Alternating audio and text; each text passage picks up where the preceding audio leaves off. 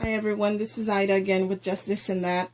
On today's video, I want to share with you a project. I'm actually reshooting a video that I did before, and I guess I didn't do it right because I'm new to the YouTube, how to make YouTube videos. So here we go again. Hopefully this will be better. I made a steampunk recipe box, and I'm going to show you the before, and then I'll show you the after. This is the box that I used. And it has a magnetic closure right here and up here. It keeps the lid shut, and it's all wooden.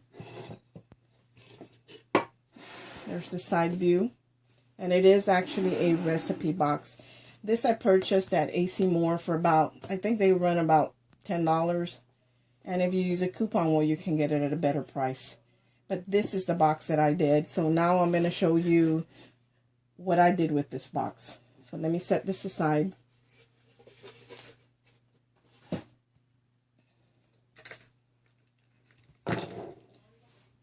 There's the recipe box that I made, and I actually made it for one of my nephews that likes to bake, and I didn't want it to be manly or I didn't want it to be girly or feminine. So I thought the gears and the bolts and all that would be the way to go. So this is what I did with the box. I used two different paper stacks by Die Cuts with a View. So I'm going to show you what they look like. I used the Tattered Times paper stack. Actually, it's not a paper stack. It's a cardstock. And I also used the Heirloom stack by the Die Cuts with a View. But this is paper. This is thinner. But it works really well when you're, altering a box to Mod Podge on. It works really, really well. So let me get this out of the way. And every time I mention a product that I use, I'll go ahead and show it to you. So if you're not familiar with that, and if I remember, I'll tell you where I purchased it, or that way you guys can find it. Both of these I bought at Joann's, and usually they throw really good sales where they're 50% off. So these were really a good deal.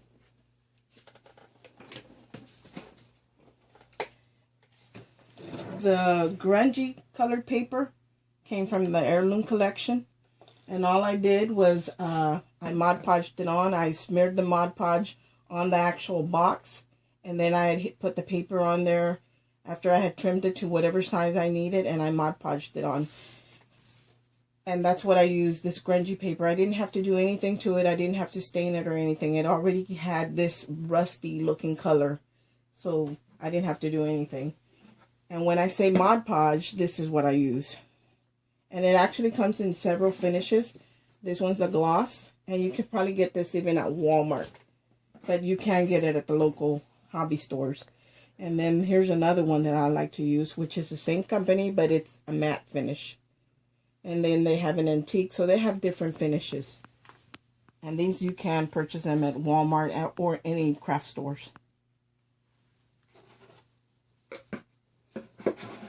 The other paints that I used before I even adhered any of the paper to my box, what I did was all the black that you see here, those are all the corners, all the edges, everything that I knew was going to show. I painted all of that with just a regular acrylic black paint. And that again is also available in a matte color or a gloss. So that's what that looks like, and you can get these at Walmart, and you can get them at the hobby stores. So I did all the edges, the inside and out, all the corners. That's the very first thing I did to prep my box. The other paint that I used, I'm going to show you all my products that I use, are the Viva Decor paints. And the three colors, the main colors that I used on this box were the silver,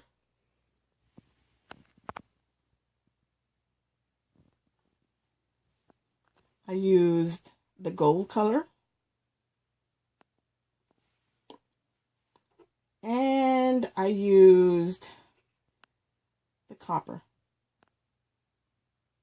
And I don't think these are available at Walmart, but I purchased mine at Joann's, and they have several colors to choose from, but these were the main colors that I used on the box. I also had some wooden letters, and that's what I put on put the word recipe on the box with, the wooden letters. And I painted them with the black acrylic paint. And then I just touched them up here and there with the Viva Decor paint.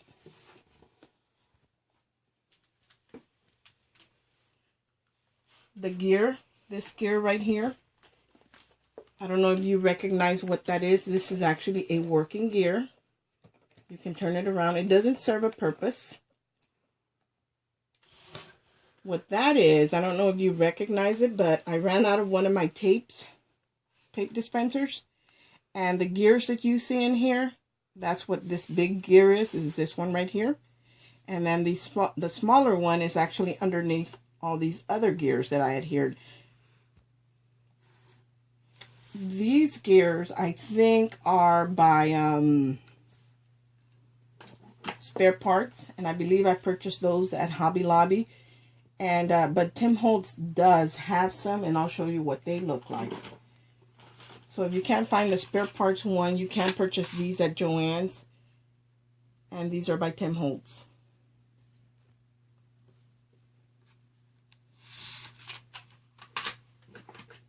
I used a, so anyway, after I adhered all my wooden letters, and I painted them first, then I adhered them to the box with glossy accents.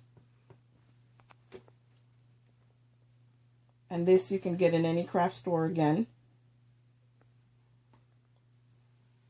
That's what I used to adhere all the metal gears. This ball chain was a leftover piece that I had, the nuts, the bolts, the washers. So that's what I adhered all the metal to my box with. The legs on the box, those are by Tim Holtz. I love his products. Here's what they look like. And I got those at Joann's. And they're metal. They're heavy duty. They're sturdy. They're not going to fall apart. They're very industrial looking. So I love these. They're the pulley wheels. Let me show you a side view of the wheels. And they actually do roll.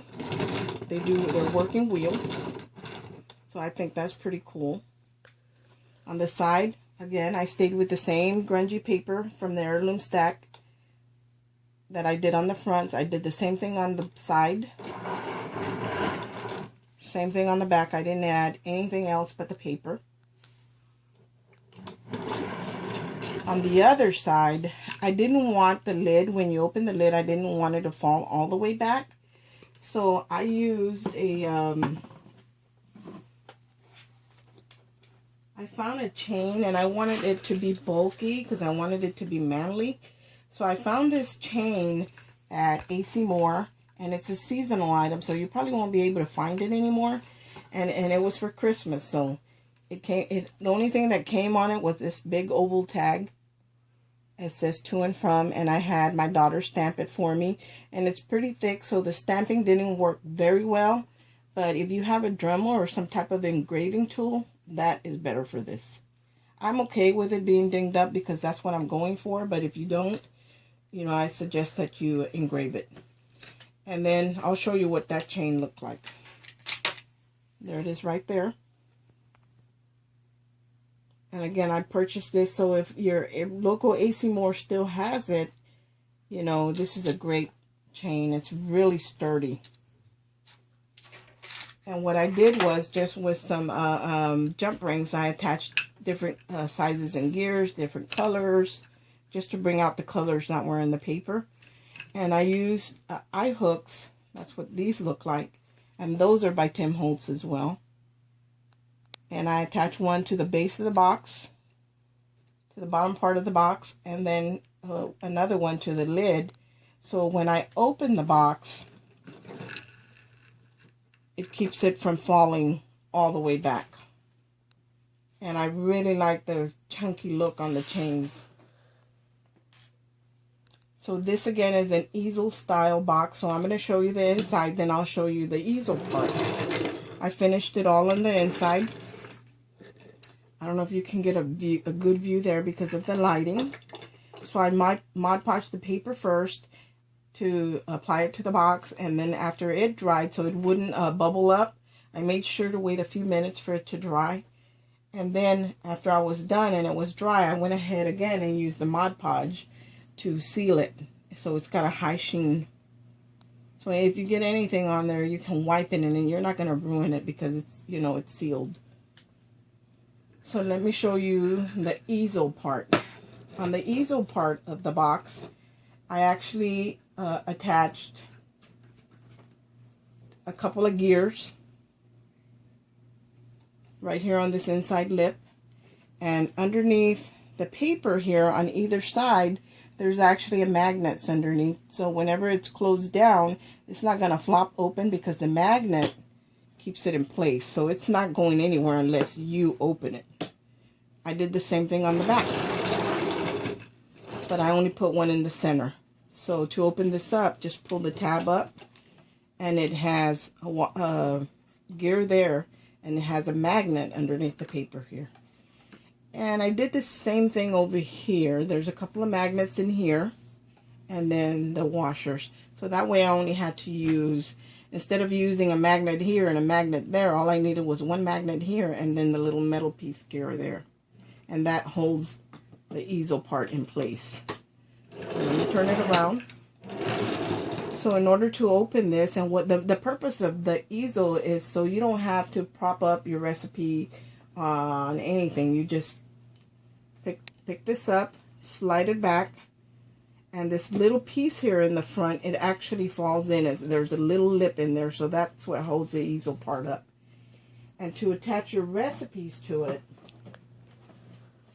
all I did was I used one of these Tim Holtz clips, and all I did was get a brad and I attached one of the gears to it. The paper that's up here with the gears on it, that came from the Tattered Time stack, and that's card stock. It's really thick. So with this one with all the gears here, that's also from the same paper stack. So all you do is you get your clip, put your recipe there, and that holds your recipe in place.